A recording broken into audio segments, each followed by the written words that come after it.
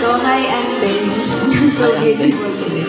So, ayun, for declaration, happy birthday. And, sabi dun sa Psalms 20, verse 4 to 5, may He grant your heart's desires and make all your plans succeed.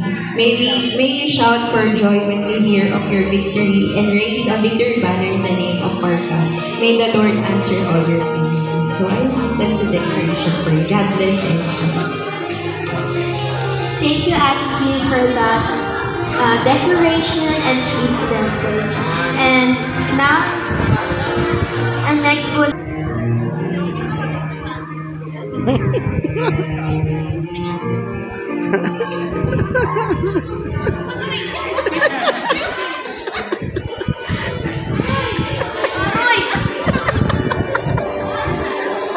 Di ba sa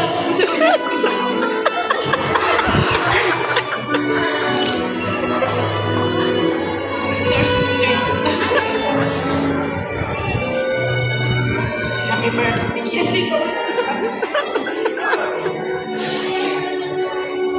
Patuloy mo dahil sa pag-aaral. Ayoko na. Diba sabi ko sa hindi kita papatiin sa 19 pa eh.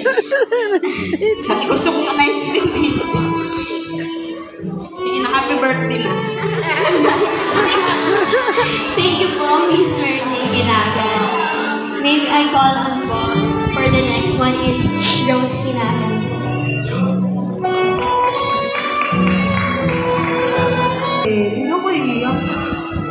Happy birthday. So, 18 ka na. Di pa pwede mag-boyfriend, wag gumaya kay ate. Tsare. So, yun.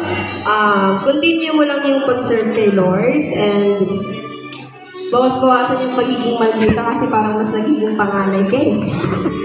And thank you sa life mo kasi sa pagkilos ng gawaing bahay, pag busy kami, walang nag-aasikaso pero uuwi kami may pagkain. Kasi nandun ka nag-aasikaso. So, yun, si Anday masipag talaga yan. Huwag nyo lang anahin kasi magtataray talaga yan. So, yun, thank you sa life mo kasi Galing ko mag-message. namana mo yung kaganda. Cherry! Thank you kasi yung care mo kahit na hindi tayo ganun sobrang close pero yung pagiging ate ko sa'yo, nararamdaman ko the way na hindi ako iyak. Sa pag-open mo sa akin, lalo na pag may problem ka sa school or anything, basta alam lang natin yun. So, thank you sa life mo and legal ka na.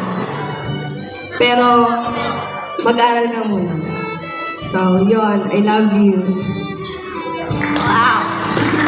Thank you for that wonderful message from her sister.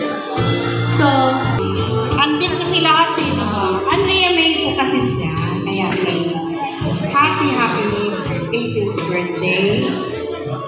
Salamat sa buhay mo dahil kahit alam ko naman mabait ka eh. May dugong bughaw ka lang talaga. As in talagang hindi ka na binubuking royal blood. O diba? Dugong bughaw, royal blood. As in magandang blood. Diba?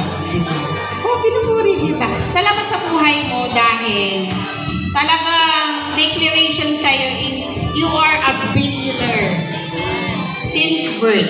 Diba? So, kahit panuan po talaga as in, talagang hindi matatawanan yung kabutihan ng Lord sa buhay ni Andrea. Kaya billionaire po ang tawag namin sa kanya. Dahil billion po talaga. Alam na Lord yun. Pero talaga pong nakakatuwa, antig ng puso dahil po kung siya po pinakabunso pero siya po ang laging nakakaalala sa magulang. Yung kahit naglalaro po siya, uuwi ako dahil si mama. Yung ganon, yung pag-aalala niya sa magulang, ganon din naman sila pero iba talaga siya. As in talagang nag-aalala lagi. Kahit naglalaro siya, pag naalala niya yung mama niya, uuwi siya. Kasi baka daw ano na nangyari. Tapos, ngayon, kahit ganyan na po siya, malaki na po siya, talagang para siyang yung panganay sa lahat. As in talagang astig. Astig na maganda. Siga talaga siya. Oo, totoo yun. Pero sweet po siya, charming. Hindi po mapipigilan pag siya naman po ang maglalambing. Kaya happy.